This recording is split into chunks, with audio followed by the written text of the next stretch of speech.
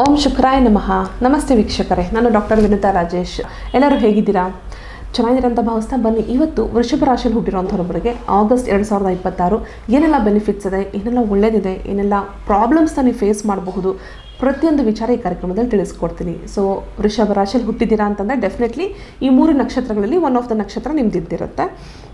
ಕೃತಿಕಾ ನಕ್ಷತ್ರ 2, 3 ಮತ್ತು 4ನೇ ಚರಣ, ರೋಹಿಣಿ ನಕ್ಷತ್ರ 1, 2, 3, 4 ಚರಣ, ಮೃಗಶಿರ ನಕ್ಷತ್ರ 1 ಮತ್ತು 2. ಪ್ರತಿಯೊಂದು ರಾಶಿಗೂ 3 ನಕ್ಷತ್ರಗಳಿರುತ್ತೆ. ಒಂದೊಂದು ನಕ್ಷತ್ರಕ್ಕೂ 4 ಚರಣಗಳಿರುತ್ತೆ.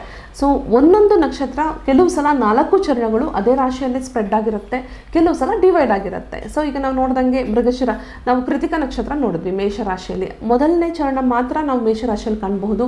ಈಗ ವೃಷಭ ರಾಶಿಯಲ್ಲಿ ಕೃತಿಕಾ ನಕ್ಷತ್ರ 2, 3 ಮತ್ತು 4 ಹೆಸರುಗಳು ಕೂಡ ಕ್ವಿಕ್ಕಾಗಿ ತಿಳ್ಕೊಂಬಿಡೋಣ ಬನ್ನಿ. ಯಾವ ಅಕ್ಷರಗಳಲ್ಲಿ ಹೆಸರನ್ನು ಇಟ್ಟಿರಬೇಕು ಅಥವಾ ನೀವು ಇಟ್ಕೊಂಡಿರಬೇಕು. ಸೊ ಇಟ್ಕೊಂಡಿರಬೇಕು ಬೇಸಿಕಲಿ ನೀವು ಆಲ್ರೆಡಿ ಹುಟ್ಟಿರೋಂಥವ್ರು ಈ ನಕ್ಷತ್ರಗಳಲ್ಲಿದ್ದರೆ ನಿಮ್ಮ ಹೆಸರು ಡೆಫಿನೆಟ್ಲಿ ಕೃತಿಕಾ ನಕ್ಷತ್ರದವರಾದರೆ 2, 3, 4 ಚರಣದವರಾದರೆ ಇ, ಉ ಮತ್ತು ಎ ಈ ಅಕ್ಷರಗಳಲ್ಲಿ ಹೆಸರನ್ನು ಇಟ್ಕೊಂಡಿರಬೇಕು. ರೋಹಿಣಿ ನಕ್ಷತ್ರ O, ವ, ವಿ, ವು. ಬೇಸಿಕಲಿ ನನ್ನ ಹೆಸರು ವಿನುತಾ ಅನ್ನೋಂಥದ್ದು ಕೂಡ ರೋಹಿಣಿ ನಕ್ಷತ್ರಕ್ಕೆ ಸಂಬಂಧಪಟ್ಟಿರುವಂಥದ್ದು. ಮೃಗಶಿರ ನಕ್ಷತ್ರ 1 ಮತ್ತು 2 ಚರಣಗಳಿರೋದ್ರಿಂದ ವೇ ಮತ್ತು ವೋ. ಬನ್ನಿ ನೋಡೋಣ ಈ ಕಾರ್ಯಕ್ರಮ. ನೀವು ಎಷ್ಟು ಜನ ಈ ನಕ್ಷತ್ರದವ್ರು ನೋಡ್ತಾ ಇದ್ದೀರಾ ಅಥವಾ ಈ ಅಕ್ಷರದವ್ರು ನೋಡ್ತಾ ಇದ್ದೀರಾ, ಕ್ವಿಕ್ಕಾಗಿ ನೀವು ಕಮೆಂಟು ಕೂಡ ಹಾಕಿ. ಸೊ ದಟ್ ನನಗೂ ಗೊತ್ತಾಗುತ್ತೆ ಎಷ್ಟು ಜನ ಈ ಕಾರ್ಯಕ್ರಮವನ್ನು ನೋಡ್ತಾ ಇದ್ದೀರಾ, ಬೇಸಿಕಲಿ ಮ್ಯಾಚ್ ಆಗೋರು ಎಷ್ಟು ಜನ ಇದ್ದೀರಾ ಅನ್ನೋಂಥದ್ದು ನಮಗೆ ಗೊತ್ತಾಗುತ್ತೆ. ಸೊ ಬನ್ನಿ, ತುಂಬ ಜನ ಕನ್ಸಲ್ಟೇಷನ್ ತೊಗೊಳ್ಳುವಾಗ ಕೇಳ್ತಿದ್ರಿ ವೃಷಭ ರಾಶಿಯವರಿಗೆ ಏನು ಅಷ್ಟೊಂದು ಏನು ಓಕೆ ಥರ ಇದೆ ಮ್ಯಾಮ್, ಅಂದರೆ ಏನು ಬೆನಿಫಿಟ್ ನಾವು ನೋಡೋಕ್ಕಾಗ್ತಾಯಿಲ್ಲ. ಎಷ್ಟೋ ಜನ ಹೇಳ್ತಿರ್ತಾರೆ ರಾಜಯೋಗ ನಡೀತಾ ಇದೆ, ನಮಗೆ ತುಂಬ ಚೆನ್ನಾಗಿದೆ, ಟೈಮ್ ತುಂಬ ಚೆನ್ನಾಗಿದೆ ಅಂತೆಲ್ಲ ಹೇಳಿ, ಬಟ್ ಸ್ಟಿಲ್ ನಾನು ಆ ಒಂದು ಬ್ಯೂಟಿಫುಲ್ ಟೈಮ್ ಅಥವಾ ತುಂಬ ಚೆನ್ನಾಗಿರೋ ಟೈಮನ್ನು ನಾನು ನೋಡಲಿಕ್ಕೆ ಸಾಧ್ಯ ಆಗ್ತಾಯಿಲ್ಲ. ಯಾವಾಗ ನೋಡಿದ್ರು ಮನೇಲಿ ಜಗಳಗಳು ನಡೀತಿರುತ್ತೆ, ಯಾವಾಗಲೂ ಮಿಸ್ಅಂಡರ್ಸ್ಟ್ಯಾಂಡಿಂಗ್ ಆಗ್ತಿರುತ್ತೆ, ಕ್ಲಾಶಸ್ ಆಗ್ತಿರುತ್ತೆ, ಮತ್ತು ಸ್ಪೆಷಲಿ ಲವ್ ರಿಲೇಷನ್ಶಿಪ್ಪಲ್ಲಿರೋರ್ಗಂತೂ ತುಂಬಾ ಪ್ರಾಬ್ಲಮ್ಸ್ ಆಗ್ತಿರುತ್ತೆ. 1-2 ದಿನ ಮಾತಾಡ್ತೀರಾ, 3 ದಿನ ಸುಮ್ಮನಾಗ್ಬಿಡ್ತೀರಾ, ಮತ್ತೆ ಮಾತಾಡೋದು, ಸುಮ್ಮನಾಗೋದು. ಅಂದರೆ ಇದೇನು ಬ್ರೇಕಾ ಅನ್ನೋದು ಗೊತ್ತಾಗ್ತಿಲ್ಲ, ಅಂದರೆ ದೂರ ಆಗ್ತಿದ್ದೀವಿ ಅನ್ನೋದು ಗೊತ್ತಾಗ್ತಿಲ್ಲ, ಅಥವಾ ನಾವು ಕಂಟಿನ್ಯೂ ಇದ್ದೀವಾ ಅಂತ. ಯಾಕಂದರೆ ತುಂಬ ಜನ ಕನ್ಸಲ್ಟೇಷನ್ ತೊಗೊಳೋರು ಒಂದು ಕ್ವೆಶನ್ ಕೇಳ್ತೀರಾ, ಈ ಸಮಸ್ಯೆ ಇರೋರು ಬೇಸಿಕಲಿ ಮಾತಾಡ್ತಿದ್ದೀವಿ ಮೇಡಮ್, ಬಟ್ ಅಂತ ಮೊದಲಿನ ಥರ ಏನು ಮಾತಾಡ್ತಿಲ್ಲ, ಗೊತ್ತಾಗ್ತಿಲ್ಲ, ನಾವು ಕಂಟಿನ್ಯೂ ಮಾಡ್ತಿದ್ದೀವಾ, ಲವಲ್ಲಿ ಇದ್ದೀವಾ ಅಂತ ಗೊತ್ತಾಗ್ತಿಲ್ಲ, ಅಥವಾ ನಾವು ಸೆಪ್ರೇಟ್ ಆಗಿಬಿಡ್ತೀವ ಅನ್ನೋದು ನನಗೆ ಕ್ಲಾರಿಟಿ ಸಿಗ್ತಿಲ್ಲ ಅಂತೆಲ್ಲ ಹೇಳಿ ತುಂಬ ಜನ ನಿಮ್ಮ ಜಾತಕಾನುಸಾರ ನಾನು ಖಂಡಿತ ಪರಿಹಾರಗಳನ್ನ ತಿಳಿಸ್ಕೊಟ್ಟಿದ್ದೀನಿ. ಏನು ಮಾಡಬೇಕು, ಬೇಸಿಕಲಿ ನಿಮಗೇನು ಬೇಕು, ರೈಟ್? ನನಗೆ ಆ ಒಂದು ವ್ಯಕ್ತಿಯ ಜೊತೆಗೆ ಜೀವನ ನಡೆಸಬೇಕು ಅಂತ ಇದೆಯಾ ಇಲ್ವಾ? ಇನ್ನೊಂದ್ಸಲ ಏನು ಹೇಳ್ತೀರಾ, ನೀವು ಜಾತಕದ ಮೇಲೆ ಹಾಕ್ಬಿಡ್ತೀರಾ, ಇದೆಯಾ ನನ್ನ ಜಾತಕದಲ್ಲಿ ಇದೆಯಾ, ಇದ್ದರೆ ನಾನು ಡಿಸೈಡ್ ಆಗ್ತೀನಿ ಅಂತ. ನೀವು ಮೆಂಟಲಿ ಡಿಸೈಡ್ ಆಗಿದ್ದೀರಾ? ರಿಲೇಷನ್ಶಿಪ್ ಅನ್ನೋಂಥದ್ದು ಒಂದು beautiful thing.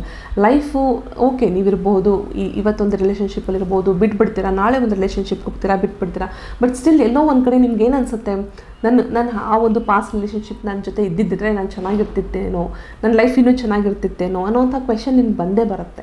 Every moment of the life ನಿಮ್ಗೆ ಅನಿಸ್ತಾನೆ ಇರುತ್ತೆ, ಬಹುಶಃ ನಾನು ಆ ವ್ಯಕ್ತಿ ನನ್ನ ಮದುವೆ ಆಗಿದ್ದರೆ ಚೆನ್ನಾಗಿರ್ತಿತ್ತೇನೋ ಅಂತ ಹೇಳಿ. ಬಟ್ ನಿಮ್ಮ ಜಾತಕಾನುಸಾರ ಏನಿದೆ, what is that you hold, ಇಬ್ಬರದು ಕೂಡ ನೀವು ಕುಲಂಕುಷವಾಗಿ ವಿಶ್ಲೇಷಣೆ ಮಾಡಿಸ್ಕೊಳ್ಳಿ. ಆವಾಗಲೇ ನಿಮ್ಗೆ ಗೊತ್ತಾಗೋದು, is he the right soulmate or is she your right soulmate.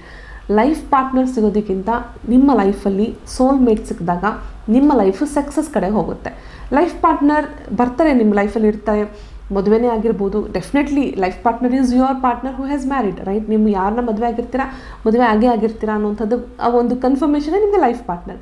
But soulmate relation ಅಂದರೆ ನಿಮ್ಮ ಎಲ್ಲ ಕೆಲಸದಲ್ಲೂ, ಎಜುಕೇಷನ್ ಇರ್ಬೋದು, ನಿಮ್ಮ ಕೆಲಸದಲ್ಲಿರ್ಬೋದು, ನಿಮ್ಮ ಪ್ರತಿಯೊಂದು ಕಷ್ಟಗಳಲ್ಲೂ ನಿಮಗೆ ಸಹಕಾರವಾಗಿ ಎಷ್ಟೊಂದು ಜನ ನಿಮ್ಮ ಲೈಫಲ್ಲಿ ಇರ್ತಾರೆ.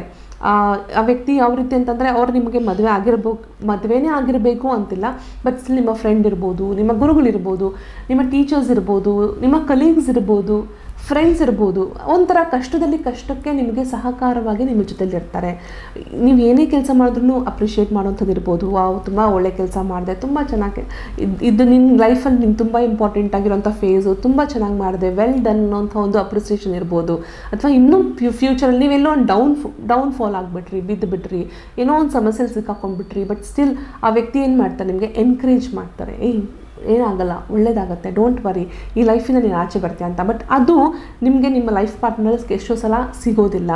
ಅವಳು ನನ್ನ ಕಷ್ಟಕ್ಕೆ ಸ್ಪಂದಿಸೋದೇ ಇಲ್ಲ, ಅಥವಾ ಅವಳು ನನ್ನ ಕಷ್ಟಕ್ಕೆ ಏನು ಕೂಡ ಆಯಿತು ಒಳ್ಳೇದಾಗುತ್ತೆ ಅನ್ನೋಂಥ ಒಂದು ಮಾತು ಕೂಡ ಹೇಳಲ್ಲ. ಏನಿದ್ರು ಇದಾಯ್ತಾ, ಇನ್ನೂ ಈ ಥರ ಇದೆಯಾ, ಈ ಥರ ನನ್ನ ಲೈಫು ಅನ್ನೋ ಅಷ್ಟಕ್ಕೆ ಮಾತ್ರನೇ ಇರ್ತಾರೆ. ಬಿಟ್ಟರೆ ಶಿ ವಿಲ್ ನಾಟ್ ರೆಸಿಪ್ರೋಕ್ರೇಟ್, ನನ್ನ ಕಷ್ಟಗಳಿಗೆ ಆಕೆ ಸ್ಪಂದಿಸೋದಿಲ್ಲ, ಅಥವಾ it can happen to a man, ಆ ಹುಡುಗಂಗೂ ಕೂಡ ಆಗಿರ್ಬೋದು.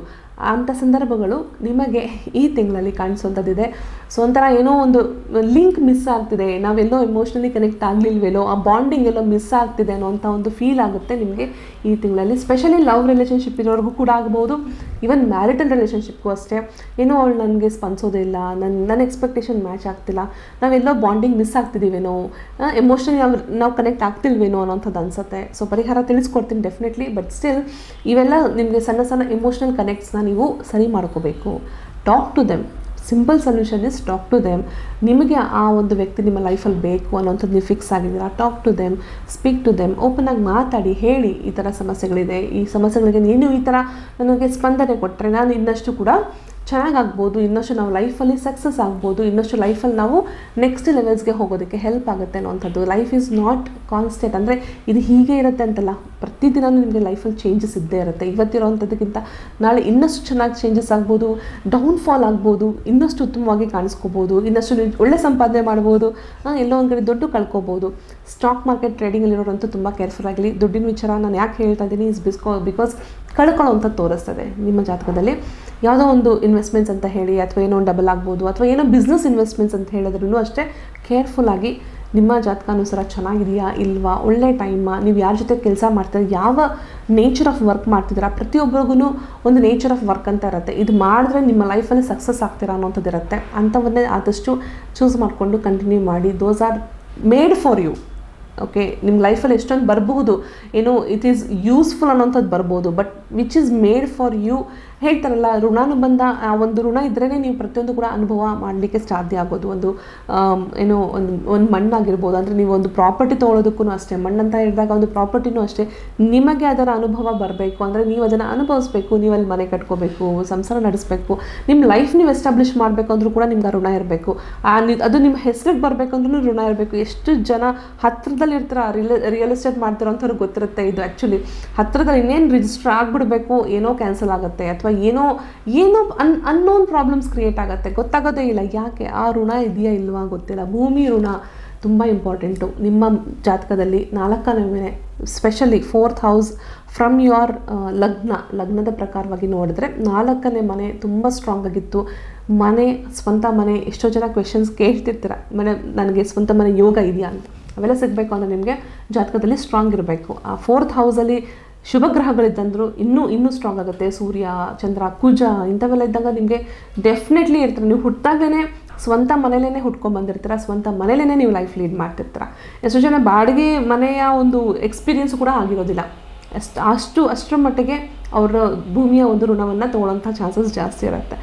ಆರೋಗ್ಯ ವಿಚಾರ ಅಂತ ಬಂದಾಗ ರೆಸ್ಟು ತುಂಬ ಇಂಪಾರ್ಟೆಂಟು. ತುಂಬ ಓವರ್ಲೋಡ್ ಆಗುತ್ತೆ ಕೆಲಸ, ತುಂಬ ಒಂಥರ ರೆಸ್ಟ್ಲೆಸ್ ಆಗುತ್ತೆ.